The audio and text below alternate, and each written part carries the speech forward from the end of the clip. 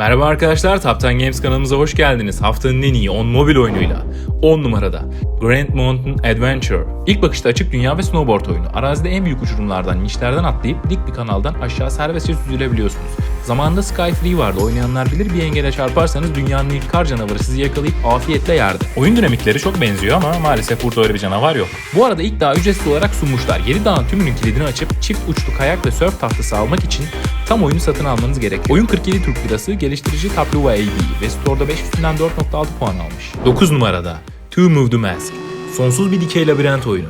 Macera ararken garip bir maske bulduğunuz bir mezara giriyorsunuz, onu takıyorsunuz ve birdenbire duvarlara tırmanabileceğinizi anlıyorsunuz. Oyun sadece yukarı çıkıp kaçmanızı istiyor. Bizce dünyası çok nostaljik ve akış mekaniği gerçekten çok iyi. Çeşitli tuzaklar, düşmanlar ve güçlendiricilerle karşılaşıyorsunuz ve aynı zamanda zaman aleyhinize aktığı için oldukça keyifli oynanıyor. Geliştiricisi Legendary Limited ve 5 üstünden 4.7 puan almış. 8 numarada Tennis Clash. Öncelikli olarak bu oyunu oynamak için tenis meraklısı olmanıza gerek yok. Ben oyunu indirdikten sonra kuralları bilmediğim için tedirgin oldum ama oyunun girişinde kısaca her şeyden bahsedilmiş. 3 dakikada falan tüm kurallara hakim olabiliyorsunuz. İlerledikçe oyunun temposu yükseliyor ve refleksleriniz devreye giriyor. Ayrıca her yaş için uygun bir oyun. Kontroller gerçekten basit ve sezgisel. Tabii ki refleksler önemli ama isterseniz tek elle bile oynayabiliyorsunuz. Bir de sevinci biraz garip geldi açıkçası.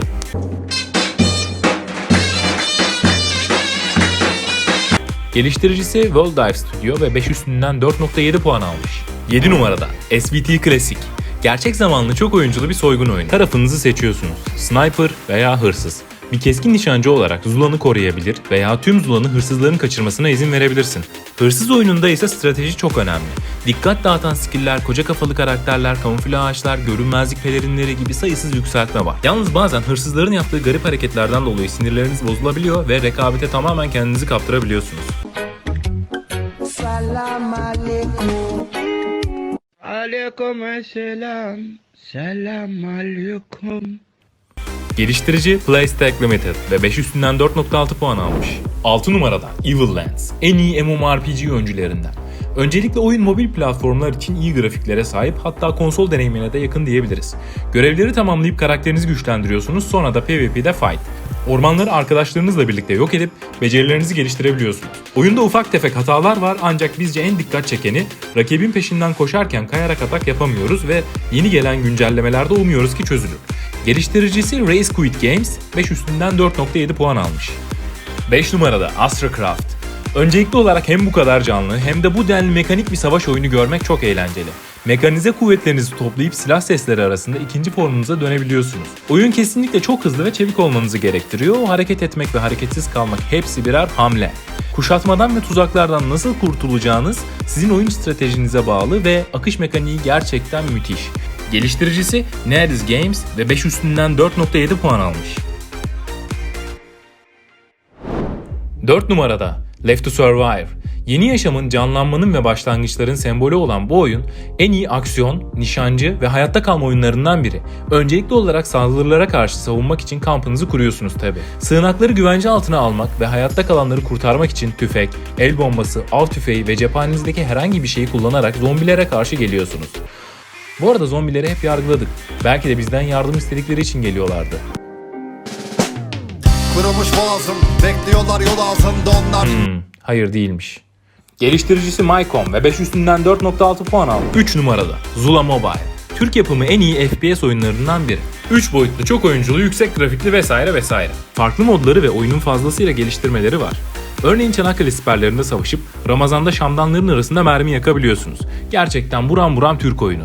Kısacası Zula Mobile'in içerikleri ve mekaniği keyifli. Ancak oyunda fazlasıyla hack'ten dolayı düşmanı uzayda arayıp ölebiliyorsunuz.